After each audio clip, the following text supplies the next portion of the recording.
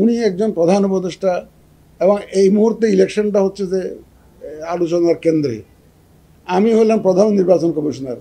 সুতরাং এই সৌজন্য সাক্ষাৎকারে স্বভাবতই সাইড টক হিসাবে কিছু তো আসে, এটা তো আসে। তো এটা কোনো এজেন্ডা নিয়ে আমি কোনো আলোচনা জানি না, এটা ওইটাকে সৌজন্য সাক্ষাৎকারে আপনি বলতে পারেন। তবে ওই কথা প্রসঙ্গে তো অনেক ইলেকশন নিয়ে তো কিছু তো আসেই, এটা তো স্বাভাবিক কথা। ওটা উনি যেটা জানতে চেয়েছেন যে উনি একটা free fair and credible election জাতিকে উপহার দিতে চান, আমাদের প্রস্তুতি আছে কিনা এটা এটুকু উনি জানতে চেয়েছেন। আমরা বলছি যে আমরা প্রস্তুতি ফুল গিয়ারে নিচ্ছি। এই যে গাড়ির 4 হুইল গাড়ি আছে না, 4টে গিয়ার একসাথে পাহাড়ের উপর উঠতে গেলে আমরা ফুল গিয়ারে প্রস্তুতি নিচ্ছি এখন।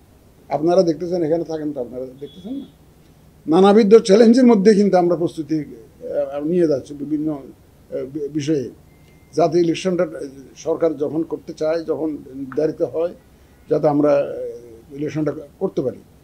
তবে আপনারা সব অবতই জিজ্ঞেস তো করে ফেলেছেন বোধ হয় যে নির্বাচনের তারিখ নিয়ে কোনো আলোচনা হয়েছে কিনা। নির্বাচনের তারিখ নিয়ে কোনো আলোচনা হয়নি, ওটাকে আমার উদ্দেশ্য ছিল না। নির্বাচনের তারিখ এবং শিডিউল এটা আপনারা যথাসময়ে পাবেন, জানতে পারবেন এবং ইলেকশন কমিশন থেকেই জানতে পারবেন।